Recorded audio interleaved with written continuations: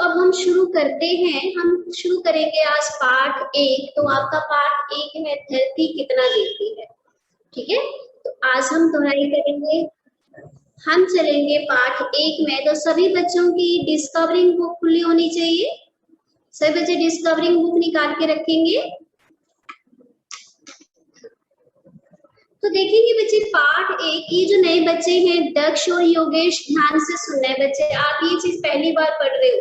ठीक है, दक्ष और योगेश, हाँ तो ध्यान से सुनना है। हमारे पाठ 1 में क्या है, हमारे पाठ 1 में आपको, आप पहले भी देखो छठी कक्षा में जो पुराने बच्चे उन्होंने देखा है, हमारे पाठ की शुरुआत होती है कॉमिक्स से। ठीक है, तो कॉमिक्स जब हम पढ़ते हैं तो जब कॉमिक्स में हमें समस्या लगती है कि हम आगे चैप्टर में क्या देखेंगे, हमें समस्या लगती है कि हम पाठ में आगे क्या पढ़ने वाले हैं, तो उस समस्या को हम कॉमिक्स में ढूंढते हैं, फिर हम वो समस्या लिखते हैं, फिर उसके बाद हम एक जासूस की तरह उसका समाधान भी लिखते हैं। ठीक है योगेश और दक्ष। फिर हम ऑब्जर्वेशन बुक जब अंत में भरते हैं तब हम देखते हैं कि जब हमने शुरू में समस्या लिखी थी तो अंत में क्या हम उसमें सही हो गए हैं, क्या जो हमने शुरू में समस्या लिखी थी पाठ पढ़ने के बाद क्या हमने उस समस्या का समाधान करा। तो ये आ गया हमारा कॉमिक्स। जब हम पाठ की शुरुआत करते हैं, कॉमिक्स पढ़ते हैं, समस्या ढूंढते हैं, उसका समाधान करते हैं, उसके बाद जब हम चैप्टर रीड करते हैं, उसको पढ़ते हैं, समझते हैं, तो अंत में हम देखते हैं कि हम उसके लिए सही थे या गलत थे। तो हम अंत में यही लिखते हैं कि हाँ मुझे पाठ समझ आया, अब मैं इस चीज के लिए सही हूँ। अब मुझे जैसे शब्द विचार है या शब्द भंडार है या फिर वर्ण विचार है, अब ये मुझे चीजें जो है वो समझ आने लगी है। तो ये हो गई हमारी पाठ की शुरुआत। तो हमारा जो पाठ 1 है वो 2 भागों में बंटा हुआ है। ठीक है, पहला हमारा साहित्य भाग है, दूसरा हमारा व्याकरण भाग है। तो साहित्य भाग में हमारा है कविता धरती कितना देती है। समझ आ रही है बच्चों? Yes ma'am. Yes ma'am. सभी के पास बुक होगी। तो हमारे पाठ 1 में है धरती कितना देती है। तो धरती कितना देती है कविता है। तो ये हम दोबारा फिर से इसको देखेंगे। तो धरती कितना देती है कविता के कवि है सुमित्रा नंदन पंत जी। ठीक है, अब देखो कविता के नाम से ही पता लग रहा है कि सुमित्रा नंदन पंत जी ने इस कविता में क्या कहने का प्रयास किया है कि धरती कितना देती है। धरती अपने प्यारे बच्चों को बहुत कुछ देती है। देखो हम एक छोटा सा आम का बीज लगाते हैं, ठीक है, इतनी सी छोटी सी गुठली लगाते हैं, और जब वो पेड़ बड़ा हो जाता है तो देखो गुठली के बदले में हमें कितने ढेर सारे आम मिलते हैं, लकड़ी मिलती है, पत्ते मिलते हैं। तो एक छोटे से बीज के कारण हमें कितना कुछ मिलता है। तो ये कहाँ से पॉसिबल हुआ है, कहाँ से संभव हुआ है, ये धरती से संभव हुआ। तो धरती एक छोटे से बीज को कितना विशाल पेड़ बना देती है। तो धरती अपने प्यारे बच्चों को बहुत कुछ देती है। ठीक है, एग्जाम्पल अभी देखेंगे, हमारे खेतों में धान की फसल उग रही है, तो हम एक छोटा सा धान का बीज जो है वो इसमें बीजते हैं, धरती में बीजते हैं, और ढेर सारे धान उसमें एक ही पौधे में निकलते हैं। तो इससे यही पता लगता है कि धरती हमें बहुत कुछ देती है। कहाँ से संभव हुआ है, ये धरती से निकला है। तो धरती अपने किसानों को, अपने बच्चों को बहुत कुछ देती है। यदि हम अच्छे बीज बोएंगे धरती पर तो धरती हमें अच्छा देगी। अगर हम बुरे बीज बोएंगे, कड़वे बीज बोएंगे, तो हमें कड़वे फल प्राप्त होंगे। तो इससे हमें एक मोरल सीख यही मिलती है कि जैसी करनी वैसी भरनी। हम जैसा करेंगे हमें वैसा फल प्राप्त होगा। हर्षित बेटे ध्यान आपका बुक में होना चाहिए, ठीक है, सभी बच्चों का। हाँ, तो धरती अपने प्यारे बच्चों को बहुत कुछ दे रही है। धरती अपने प्यारे बच्चों को बहुत कुछ दे रही है, स्नेह दे रही है, ममता दे रही है। तो यही सुमित्रानंद पंत जी अपनी इस कविता में कहने का प्रयास कर रहे हैं कि मैंने छुटपन में छिपकर पैसे बोए थे। अटेंशन रखेंगे, मैंने छुटपन में पैसे बोए थे। छुटपन मीन्स बचपन। तो कभी कहते हैं कि उन्होंने बचपन में क्या किया था, पैसे बो दिए थे। उन्होंने सोचा था कि पैसों की फसल लगेगी, पैसों के पेड़ लगेंगे, पेड़ों से पैसे लगेंगे, लेकिन ये संभव नहीं हो पाया। वो कहते हैं कि बचपन में वो ना समझते, उनमें समझ नहीं थी, वो बाल कल्पना में खोए हुए थे, वो अबोध थे। अबोध का अर्थ होता है ना समझ, जिनको कोई समझ ना हो, तो वो एक अबोध। उन्होंने तृष्णा में आकर, लालच में आकर धरती पर पैसे बो दिए थे। लेकिन जैसे वो पंत जी कहते हैं कि उनकी उम्र के आधी क्षति, अर्धक्षति थे 50 वर्ष का समय, तो जैसे उनकी अर्थ 50 वर्कर्स में होता है, तो वो क्या करते हैं, अपने घर के आंगन में गीली मिट्टी में एक दिन सेम के बीज बो देते हैं। ठीक है, बारिश हो रही है, मौसम बदलते हैं, तो बारिश में बोला है कि गीली मिट्टी थी, तो वहां पर उन्होंने सेब के बीज डाल दिए थे और वो इस घटना को भूल भी गए थे। और वो कहते हैं कि इस घटना को याद रखने वाली कोई भी बात नहीं थी कि जिसको वो अच्छी तरह से याद रखते। ध्यान देना बेटे, मैंने कल टेस्ट ले रहे, सभी बच्चे अटेंशन देंगे क्लास में, ठीक है। और मैंने अंत में आपसे पूछना भी है, ठीक है। ये नहीं सोचना कि मैम बोले जा रहे हैं, तो आपका ध्यान केवल आपकी किताब पर होना चाहिए, ठीक है बेटे। तो इसमें कवि कहते हैं कि उन्होंने क्या किया कि गीली मिट्टी में सेब के बीज डाल दिए और वो इस घटना को भूल भी गए थे। लेकिन एक दिन क्या हुआ, वो अपने घर के बरामदे में आंगन में टहल रही थी, तो उन्होंने एक पौधा देखा।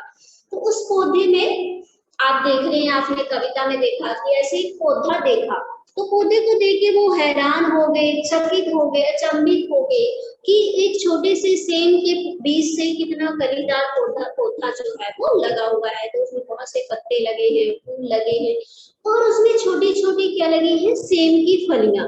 तो उनको देख के कवि जो है वो बहुत हैरान होते हैं। तो फलियां देखते जाते वो ढेर सारी फलियां जो है वो निकलती जाती है छोटे से बीज से। तो फलियां इतनी निकलती हैं कि वो उनको खुद भी घर में पकाते हैं, खुद भी जी भर के खाते हैं, आस पड़ोस में भी बांटते हैं, अपने रिश्तेदारों को भी देते हैं, यहाँ तक कि जो अजनबी भिखारी आते हैं उनको भी बांटते हैं। तो देखो, एक छोटे से पौधे से उनको कितनी ढेर सारी फलियां मिली। तो अंत में कवि यही कहना चाहते हैं कि ये धरती कितना देती है, ठीक है, ये धरती अपने प्यारे पुत्रों को कितना देती है। नहीं समझ पाया मैं इसके महत्व पाया। छी, स्वार्थ लोग बस पैसे बोकर। अब अपने कवि को अपने आप को छी कहते हैं, धिक्कारता है, अपने आप को बुरा कहता है, तो कहता है कि मैंने बस में लालच में आकर सेब की फलियां जो थी वो नहीं, सॉरी, पैसे जो थे वो धरती पर बीस दिए थे। तो अपने आप को बुरा भला कहता है।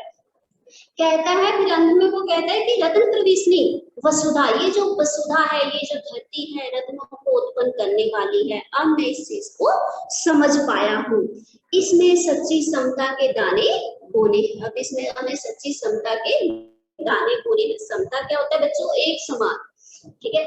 इसमें मानव ममता के दाने बोने हैं। हमें इस धरती में मानव ममता के दाने बोने हैं। मानव ममता में सभी से प्रेम करना है, हर एक मानव से प्रेम करना है, किसी को बुरा भला नहीं कहना है, जिससे उबर सके फिर धूल सुनहरी फसलें। अब बोला है कि हमें मानवता का बीज बोना है, भाईचारे का बीज बोना है, ताकि इस धरती पर अच्छे बीज निकल सके, अर्थात लोगों में प्रेम भावना जो है वो फैल सके।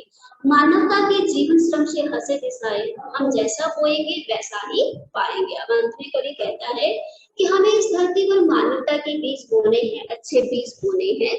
अब बुरा नहीं करना है हमें, क्योंकि इस धरती पर हम जैसा बोएंगे वैसा ही फल जो है वो पाएंगे। तो अंत में सुमित्रानंद पंत जी कहते हैं कि हमें इस धरती पर मानवता का बीज जो है वो बोना है। तो साहित्य में कविता समझ आई बच्चों को? Yes ma'am. योगेश और दक्ष बताएंगे।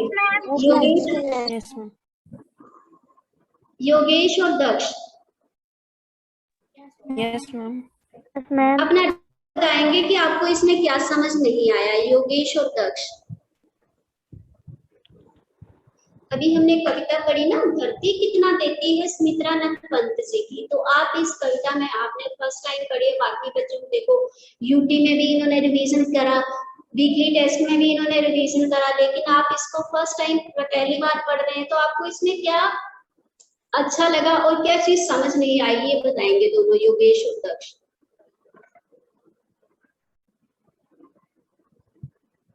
हाँ जी बोले बेटे, हाँ जी बोलेंगे बच्चे, बेटे डाउट क्लियर करेंगे, आप बताएंगे तभी हम आगे चलेंगे। रत्न प्रस्विनी क्या होती है? यस कैसे बोलेंगे? रतन पेज नंबर प्रस्विनी, 11 पे रत्न प्रस्विनी में रतन प्रस्विनी होती है रतन उगलने वाली, जो रत्न पैदा करती है। रत्न होते हैं हीरे मोती, तो धरती जो है वो रत्न पैदा करती है। प्रश्निनी होता है पैदा करने वाली, और रत्न होता है हीरे मोती। ठीक है, तो धरती जो है वो रत्न प्रश्निनी है, रत्नों को उत्पन्न करने वाली है। ठीक है, हम एक छोटा सा बीज बोते हैं और उसमें हमें ढेर सारी फसल पैदा हो मिलती है। तो इसमें कहा है कि धरती जो है वो रत्नों को उत्पन्न करने वाली है। धरती रत्न उत्पन्न करने वाली, उभरने वाली है, पैदा करने वाली। प्रश्निनी मीन्स जो पैदा करती है। ठीक है, रत्न मीन्स हीरे। और बेटे और यस मैम। मैं वसुंधरा क्या मैम, क्या होती है मैम? फिर से बोलेंगे दक्ष। मैम वसुंधरा। वसुधा होती है धरती। हमने धरती के पर्यायवाची शब्द देखे हैं। धरती को वसुधा भी बोलते हैं, जमीन भी बोलते हैं, धरा भी बोलते हैं, भूमि भी बोलते हैं। तो वसुधा का अर्थ आ गया हमारा धरती। Yes ma'am. हाँ, तो ये बेटे ये बाकी समझ आया योगेश और दक्ष को? Yes ma'am. Yes ma'am. चलिए तो हम आगे चलते हैं। ये आगे हमारी साहित्य की कविता। ठीक है, तो इसमें कुछ प्रश्न हैं, जैसे कवि ने छुपन में क्या बोया था? दक्ष बताएगा मेरे को। मैम पैसे। हाँ, कवि ने छुपन में, बचपन में धरती में क्या बो दिए थे? गलती से पैसे। उन्होंने सोचा था कि पैसों के पेड़ लगेंगे, उनसे ढेर सारे पैसे निकलेंगे, वो बड़ा धनवान सेठ जो है वो बन जाएगा। दक्ष बताएगा, नहीं सॉरी योगेश, कवि के अनुसार अंकुर क्यों नहीं फूटा? हाँ, कवि को क्यों लगा कि अंकुर नहीं फूटा धरती पर? मैम अंकुर क्या होता है? अंकुर होता है बीज। ठीक है, छोटा सा बीज। तो कवि को क्यों लगा कि धरती में अंकुर क्यों नहीं फूटा? मैम छोटा सा बीज। मैम अब देखेंगे कविता के शुरू में कवि कहता है कि धरती पर अंकुर इसलिए नहीं फूटा क्योंकि उनके अनुसार धरती बंजर थी। ठीक है, शुरू में जब उन्होंने पैसे बोए ना धरती पर, तो वो बहुत दिनों तक उसको देखते रहे, वो देखते रहे कि उससे बीज नहीं फूट रहा है, अंकुर नहीं फूट रहा है, पौधा नहीं बन रहा है। तो उनको लगा कि ये धरती बंजर है। ठीक है, कभी आपके जैसा ही छोटा सा था बचपन में। Aryan 2755 sit properly. Why are you laughing? क्यों हंस रहे हो आप? बेटे ध्यान से क्लास लगानी है ना, बिल्कुल सीरियस होके बैठिए, समझ आनी चाहिए। रिवीजन कर रहे हैं हम, दोहराई कर रहे हैं। ठीक है, अब देखेंगे कवि के अनुसार अंकुर क्यों नहीं फूटा। आप देखिए, कवि आपके जैसा अबोध था, नासमझ था, बच्चा था, जैसे आप बच्चे हो। तो कवि ने क्या किया था? बचपन में पैसे बो दिए थे। तो उनको लगा, अब 3 दिनों तक वो देखते रहे कि पौधा क्यों नहीं निकल रहा है, अंकुर क्यों नहीं फूट रहा है। तो वो अंत में कहने लगे कि ये धरती बंजर है। ठीक है, बंजर धरती है तो इस पर कुछ नहीं निकल रहा है, इसलिए इस पर अंकुर नहीं फूटा। तो इस प्रश्न में आप लिखेंगे कि कवि के अनुसार धरती बंजर थी। जब वो छोटे थे तो उनके अनुसार धरती बंजर थी, इसलिए उस पर अंकुर नहीं फूटा। Harshit Katoch. Yes ma'am. Harshit Katoch, Yes, मैंने ma'am. गलत बोले थे, पंक्ति को स्पष्ट कीजिए। मैम कहते कभी हैं- कभी सोचते हैं कि उन्होंने गलत बीज बोए थे, इसलिए उनको उसका फल प्राप्त नहीं हुआ। हाँ, शाबाश बच्चे। अब देखिए, कवि सोचते थे कि उन्होंने गलत बीज बो दिए थे, बचपन में उन्होंने पैसे बो दिए थे, इसलिए वहां पर फल नहीं निकले, उस पर वहां पर फसल नहीं लगी। चलिए रितेश बताएगा। रितेश कुमार 1257। कवि किस छोटी सी घटना को भूल गए थे? कवि किस छोटी सी घटना को भूल गए थे? कवि ने सेम के बीज बोए थे।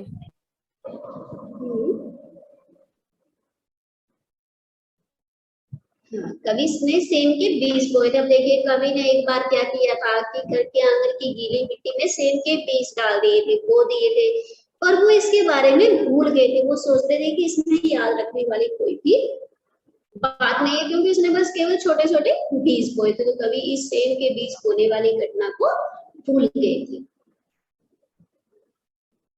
चलिए शिव ठाकुर बताएगा। कवि अवाक क्यों रह गया? शिव ठाकुर। शिव। अवाक क्यों होता है मैम? अवाक होता है हैरान। अवाक का अर्थ है हैरान। आपने कविता में साथ साथ में शब्दार्थ भी करने हैं, क्योंकि आपको पहला प्रश्न शब्दार्थ का आता है जिसमें आपने अर्थ और वाक्य लिखने होते हैं। ठीक है। हाँ, शिव ठाकुर बताएगा कवि अवाक क्यों रह गया? सेम के पौधे, यस मैम, सेम के पौधे पत्तों से लद कर झाड़ियां बन गए। आंगन में बेली फैल गई। वह यह देखकर अवाक हो गए। जब कवि ने, देखो कवि अपने घर के आंगन में टहल रहा था तो जब उसने सेम के पौधे देखे तो उनको देख के वो हैरान हो गए, अवाक रह गए। उन्होंने देखा कि एक छोटा सा बीज कैसे बड़ा पौधा बन गया है। उन्होंने बेलों का रूप धारण कर लिया था। उन्होंने उसको घर के आंगन के बाड़े के सहारे जो है वो लगा दिया था। तो कवि इस घटना को देखकर हैरान हो गए। कवि जो है वो सेम के पौधों को, जो की बेलें बन गई थी, पत्तों से लद गई थी, वो बाड़े के सहारे जो लग गई थी, उनको देख के कवि एकदम से हैरान रह गए। आरव राणा बताएगा कविता के द्वारा कवि क्या समझाना चाहते हैं? Yes ma'am. मैम, कविता के माध्यम से कवि समझाना चाहते थे कि धरती वसुधा है, वह अनेक रत्नों से जगत देने वाली है। हम इसमें जो भी बीज बोते हैं हम वही पाते हैं। हमें लोग लालची और शर्त का कायमान कर धरती को उचित बीज बोना चाहिए। हाँ, देखिए कविता के माध्यम से कवि समझाना चाहते हैं कि धरती जो है वो वसुधा है। धरती वसुधा है, रत्न उत्पन्न करने वाली है।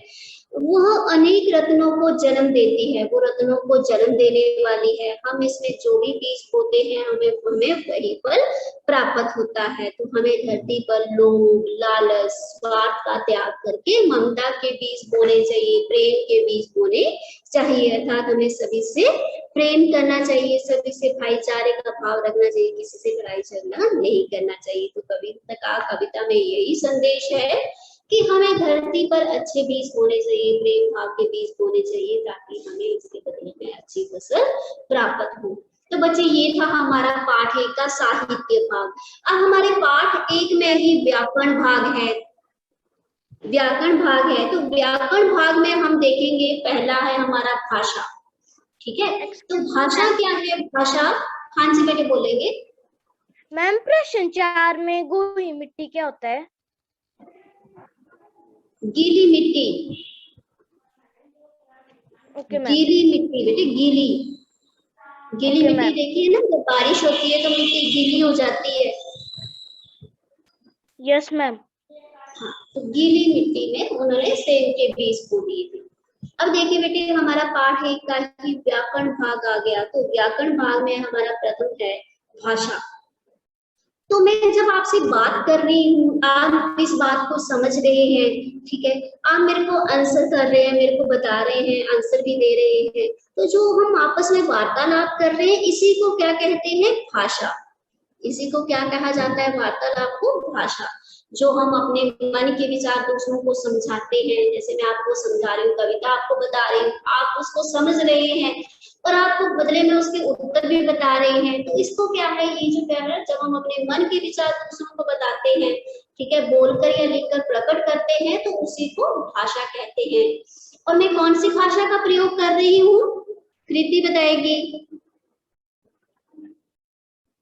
कृति, मैं कौन सी भाषा का प्रयोग कर रही हूँ?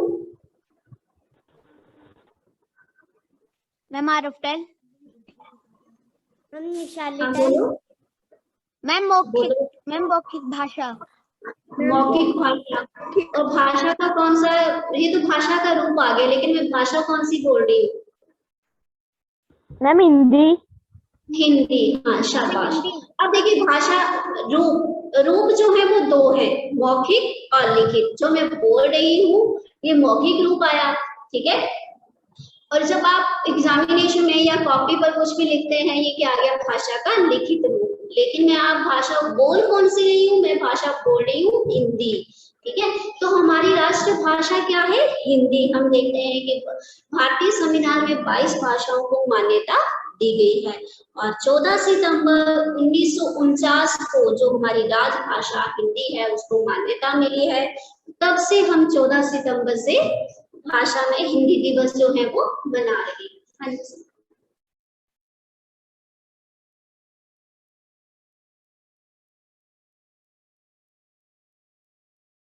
छड़ी सुनो,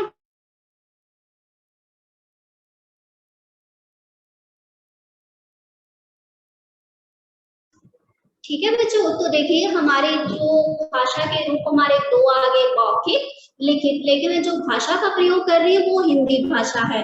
हिंदी भाषा देखो, भारतीय संविधान में 22 भाषाओं में हमारी जो हिंदी भाषा है उसको 14 सितंबर 1949 को राजभाषा के रूप में मान्यता मिली और तब से हम 14 सितंबर जो है वो हिंदी दिवस के रूप में मना रहे हैं।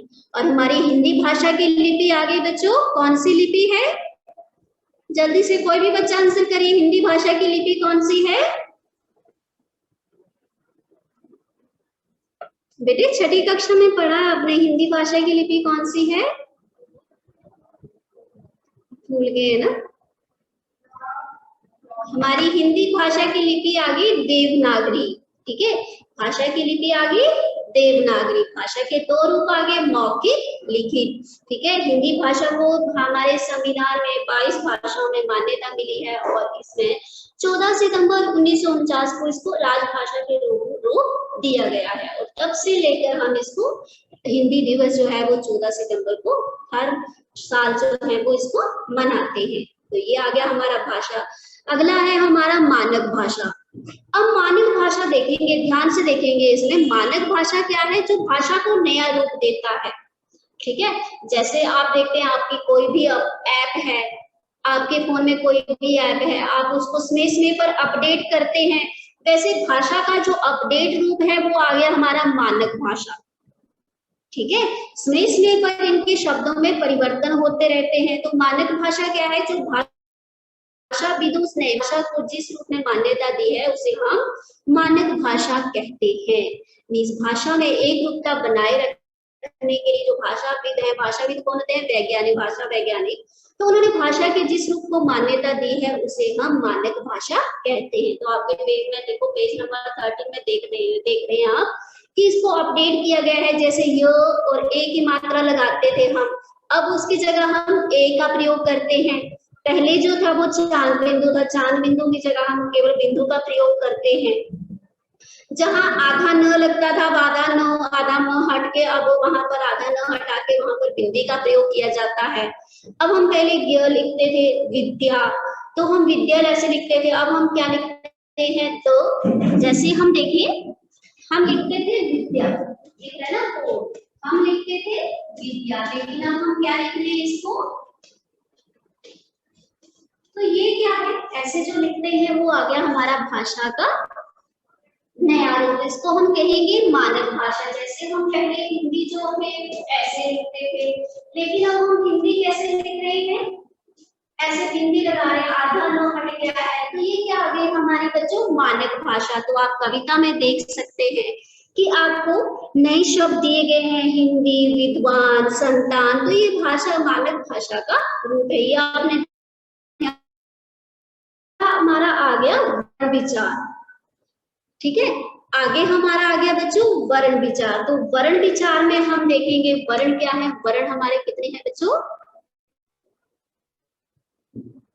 44 है। इसमें क्या है, हमारे वर्ण के दो भाग हैं, स्वर व्यंजन। स्वर हमारे 11 है और व्यंजन हमारे 33 हैं। तो हम देखेंगे सबसे पहले हम स्वर के भेद करेंगे। पहले हमने वर्ण के दो भेद होते हैं, स्वर और व्यंजन। आगे फिर हमारे वर्ण विचार हैं स्वर के ह्रस्व, दीर्घ, प्लुत स्वर, ह्रस्व, दीर्घ और प्लुत स्वर। अब ह्रस्व कौन से, जिनको बोलने में बहुत कम समय लगता है, जैसे अ, इ, उ, री, कम समय लग रहा तो ये कौन सा आ गया, हसब स्वर। अब दीर्घ जिनको बोलने में 2 गुना स्मेह लगता है, थोड़ा और ज्यादा स्मेह लगता है, जैसे आ, ई, ए, तो ये आ गया हमारा दीर्घ स्वर। और प्लुत स्वर कौन सा आ गया, जिनको बोलने में 3 गुना स्मेह लगता है, हसब से 3 गुना स्मेह लगता है, जैसे ओ, उच्चारण ज्यादा हो रहा है। तो ये आगे हमारे स्वर के भेद, तो स्वर के हमारे 3 भेद आगे, हसब स्वर, दीर्घ स्वर, प्लुत स्वर। ठीक है बच्चों। सेकंड हमारा आ गया व्यंजन और उसके भेद। हाँ जी बोलेंगे मैम पेज नंबर 14 में मैम प्लुत स्वर में मैम प्लुत स्वर की डेफिनेशन में मैम जैसे कि आगे क्या लिखा हुआ है मैम, जैसे ओम, ओम का उच्चारण करते हैं ना हम, तो ओम का उच्चारण करने में हमें बहुत स्मेह लग रहा है, मीन्स 3 गुना स्मेह लग रहा है। अब देखो हम आ बोलेंगे कम स्मेह लग रहा है, आ बोलेंगे ज्यादा स्मेह लग रहा है, लेकिन जब ओम का उच्चारण करेंगे तो और ज्यादा स्मेह लग रहा है। तो देखो जो कम स्मेह लगे वो हसब, हसब से 2 गुना स्मेह लगे तो दीर्घ, और उससे 3 गुना स्मेह लगे तो वो आ गया हमारा प्लुत स्वर। ठीक है बच्चों। Yes ma'am. देखते हैं व्यंजन। अब देखिए नंबर 2 पे देखेंगे व्यंजन और उसके भेद। ठीक है, अब जैसे स्वर के 3 भेद हैं, वैसे व्यंजन के भी 3 भेद आ गए। तो व्यंजन के 3 भेद में हमारा प्रथम आ गया स्पर्श व्यंजन। प्रथम क्या आ गया हमारा, स्पर्श व्यंजन। तो स्पर्श व्यंजन में हम देखेंगे, स्पर्श व्यंजन में हमारे वर्णों के उच्चारण में हमारी श्वास वायु उच्चारण स्थान से विशेष स्पर्श होके निकलती है। जब हम स्पर्श व्यंजनों का उच्चारण करते हैं तो हमारी वायु जो है, जब हम बोलते हैं तो हमारी जीभ या हमारे दांत या हमारे ओंठ को टच करते हुए बाहर निकलती है, तो उनको हम कहते हैं स्पर्श व्यंजन। स्पर्श व्यंजन हमारे 25 हैं। ठीक है, स्पर्श व्यंजन कितने हैं हमारे, 25। पेज नंबर 15 पे देखेंगे आप, 25 दिए गए हैं, इनको 5 भागों में बांटा गया। 25 व्यंजनों को 5 भागों में बांटा है, क्वर्ग, च्वर्ग, ट्वर्ग, त्वर्ग, पवर्ग। जब हम कवर्ग का उच्चारण करते हैं तो कंठ का प्रयोग होता है, जैसे क, ख, ग, घ, कंठ। जब हम च्वर्ग का बोलते हैं, च, छ, ज, झ, तालु से हमारी जीभ टच होती है। जब हम ट्वर्ग का प्रयोग करते हैं, ट, ठ, ड, ढ, मूर्धा का प्रयोग होता है। जब हम त्वर्ग का उच्चारण करते हैं, त, थ, द, ध, न, दांत से हमारी जीभ जो है वो छूटती है। जब हम पवर्ग का प्रयोग करते हैं, प, फ, ब, फ, म, तो ओंठ का प्रयोग होता है। तो ये जो 5 भेद है, ये क्या है हमारे स्पर्श व्यंजन। स्पर्श व्यंजन हमारे आगे बच्चों 25। अब नंबर 2 पे अंतस्थ व्यंजन। अंतस्थ व्यंजन जो ना पूरी तरह से स्वर है ना ही पूरी तरह से व्यंजन है। कौन से आगे, ये 4 हैं, य, र, ल, व, य, र, ल, व। ठीक है, और अंत में हमारा नंबर 3 आ गया ऊष्म व्यंजन। ऊष्म व्यंजन जिनका उच्चारण करते हुए हवा मुंह से टकराकर ऊष्मा पैदा करती है। क्या कर रही है, ऊष्मा पैदा करी, जैसे श, श, स, ह, ऊष्मा पैदा कर रही है, तो वो आगे हमारे ऊष्म व्यंजन। तो ये आगे हमारे बेटे व्यंजन के भेद। अब देखेंगे उच्चारण स्थान हमने देख लिए। स्पर्श व्यंजन के 5 भागों में बांटे, इनके उच्चारण स्थान देख लिए। कवर्ग का प्रयोग कंठ से होता है, च्वर्ग का प्रयोग तालु से, च्वर्ग का प्रयोग आ गया हमारा तालु से। ठीक है, च्वर्ग का प्रयोग तालु से, ट्वर्ग मूर्धा से, त्वर्ग हमारा दांत से आ गया, और पवर्ग आ गया हमारा ओंठ से। तो ये उच्चारण क्या, उच्चारण स्थान आगे। अंत में हमें एक और चीज यहाँ पर सीखनी है, उच्चारण के आधार पर व्यंजनों के भेद। अब उच्चारण के आधार पर व्यंजनों के 2 भेद हैं, अलग प्राण, महाप्राण। अलग प्राण कौन से आगे, जिनको बोलने में कम स्मेह लगता है, और महाप्राण आगे जिनको बोलने में ज्यादा स्मेह लगता है। जैसे हमने स्वर में, स्वर के भेद में देखा, तो उच्चारण के आधार पर हमारे 2 भेद हैं, अलग प्राण और महाप्राण। अब अलग प्राण में बेटे कौन से आते हैं, देखिए, जिन वर्णों के उच्चारण में श्वास वायु कम और कमजोर होकर निकलती है, कम और कमजोर होकर निकल रही है, उनको अलग प्राण कहते हैं। इसमें कौन से आगे, स्पर्श व्यंजन में देखो, पहला पहला, तीसरा और पांचवा। स्पर्श व्यंजन में पहला, तीसरा और पांचवा, जैसे क, ग, ण। कम वायु लग रही है ना, कम आवाज आ रही है, ठीक है। लेकिन महाप्राण में कौन से आगे? दूसरा और चौथा। ख, घ, ज्यादा आवाज आ रही है, तो ये कौन से आगे? हमारे महाप्राण। तो हम स्पर्श व्यंजन में देखो, पहला, तीसरा और पांचवा हमारा अलग प्राण वाले आगे, और दूसरा और चौथा महाप्राण वाले आगे। ठीक है बच्चों, चलिए बताएंगे आप। हाँ जी बोले। मैम मूर्धा क्या होती है? मूर्धा बेटे जब हम बोल रहे हैं ना, तो गले के साथ ये जो है ये मूर्धा, ठीक है। ये आगे आ गया ना, ये हमारा कंठ आ गया, ठीक है। कंठ आ गया, ये हमारा, ये दांतों के ऊपर हमारा तालु है, और यहाँ का जो भाग है वो मूर्धा आ गया। ये हमारे दांत आ गए, ये हमारे ओंठ आ गई। तो जब हम उच्चारण करते हैं तो हमारी वायु जो है वो जिस अंग से टकरा कर बाहर निकलती है, तो उसको हम कहते हैं स्पर्श व्यंजन। स्पर्श करते हुए बाहर निकल रही है, स्पर्श व्यंजन आ गए।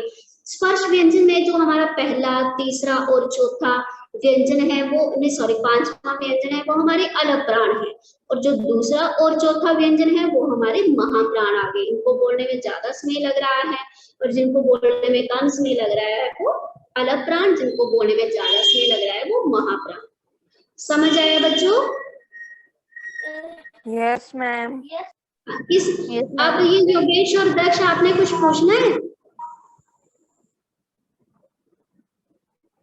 आपका बेटे टेस्ट होगा अब कल आप टेस्ट देंगे इसी पूरे पाठ का, साहित्य, ऑब्जर्वेशन का भी। ऑब्जर्वेशन में भी बेटे, ऑब्जर्वेशन में आप देखिए, लिसन, ऑब्जर्वेशन में वही है जो आपने डिस्कवरिंग में पढ़ा है, ठीक है। जो आप डिस्कवरिंग में पढ़ रहे हैं वही चीज ऑब्जर्वेशन में लिखी है, तो अलग से आपका ऑब्जर्वेशन का नहीं होगा, वो इकट्ठे ही होगा, ठीक है। ऑब्जर्वेशन आपके साथ में जुड़ी हुई है, ठीक है। साहित्य के प्रश्न जो आपने यहाँ पढ़े वही उसमें होंगे, व्याकरण भाग जो आपने यही पढ़ा वही उसमें होगा। तो आपका पार्ट 1 डिस्कवरिंग, ऑब्जर्वेशन, ठीक है, उसमें साहित्य भाग, शब्दार्थ आ गए, कविता का सार आ गया, व्याकरण भाग, ये आपने सारा ही याद करना है। आगे आपके शुद्ध अशुद्ध शब्द है, ये भी आप पढ़ेंगे।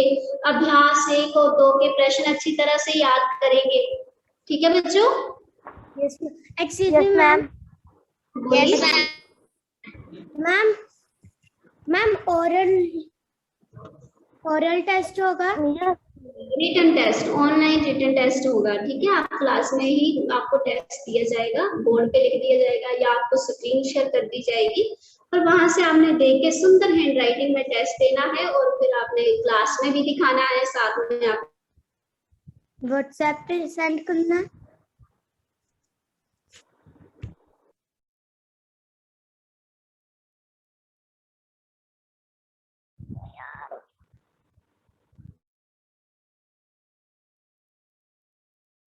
पर्सनली इसको पूछ सकते हैं, ठीक है। योगेश दक्ष, अगर आपको पाठ एक समझ नहीं आया होगा तो आप